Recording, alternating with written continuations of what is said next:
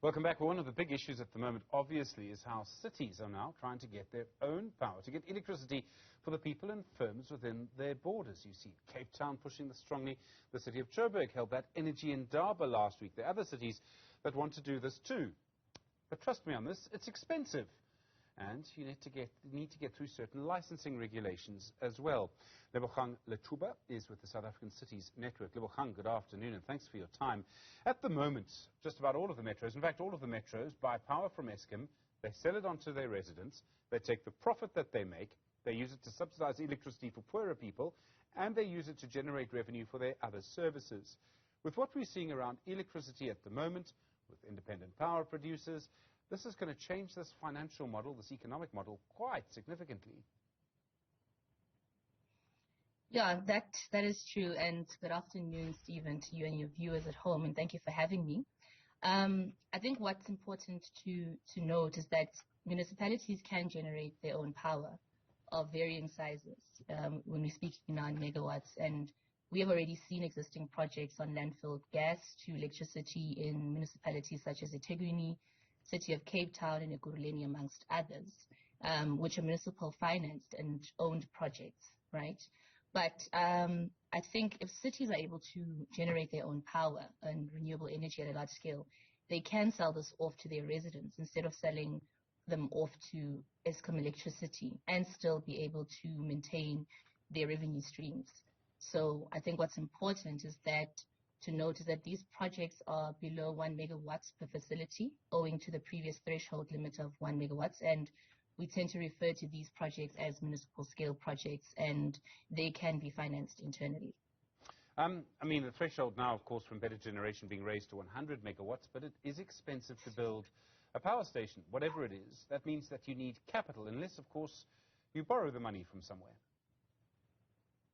Yes, indeed. And I mean, we can also speak to some of the municipalities' financial positions. Some metros can afford to, develop their own renewable energy, and because they're simply in a better position. But I think there is work being done by the National Treasury City Support Program to also assist municipalities in different procurement mechanisms that could help them to develop these projects, right? And I think one of the mechanisms that's been explored is the municipal financed arrangement through public-private partnerships. And, there's still, however, a lot of internal municipal procurement processes that could make these processes a little bit different and difficult for cities to go about this process. But if we look at the new conditions that have been set by NERSA, that the threshold has been moved from 100 megawatts, as you alluded, to 100 megawatts. This means that the new generation plants below 100 megawatts will not require license and will have to be registered by NERSA. We also have people and companies getting electricity for themselves. Some people have solar power on their roofs, whatever it is. That means that they're no longer buying electricity from the city. How important is that? Because these are people with means. So these are people who have been billed in the past. They now stop paying that bill because they're no longer using electricity from the city. What does that do to the financial model? I think it is a challenge that our cities are facing.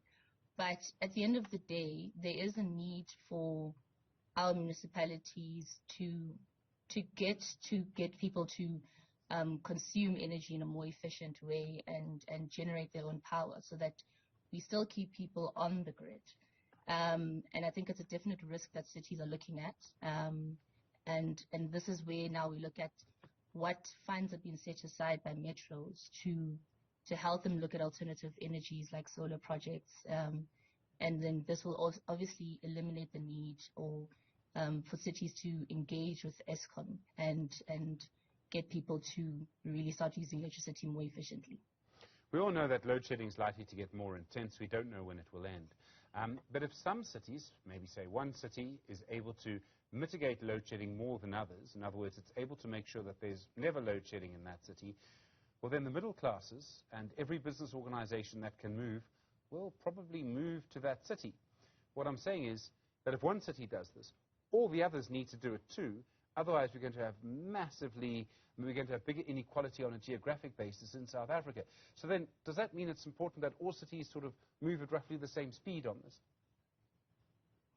Not necessarily, and I think with this event that we're having for the next 2 days with the Urban Energy Network, is to really have a conversation about how we can start to pull citizens and customers into the compact towards reinvigorating and transforming the energy sector, because it helps no city if we suddenly see a certain pool in one area just because the supply of energy is more efficient and reliable in one city versus the other. And this is where the conversation around all of society comes in, to say, what role does business play, what role do cities play, what role do citizens play in helping to really look at how we get our energy demands met, and what role do we play as citizens in our consumption, and what can we do together with our metros. But ideally, that's not a situation we want to see in the future, where there's a move from a certain area to another simply because there's just an unreliable source of power being generated. Lebogang, there is so much talk about alternative ways of getting electricity at the moment, and I don't mean solar or renewables. I actually mean different financing, cities doing it rather than Eskom and all the rest. But it seems to all be moving very slowly. Do you think some of the cities are going to be moving quite quickly on this? Yes, definitely. I mean, implementation on renewable energy can be interpreted in different ways. That is, there are many models that municipalities can utilize to participate in renewable energy implementation. I mean, there are already projects implemented, and these would need to be upscaled and replicated across municipality.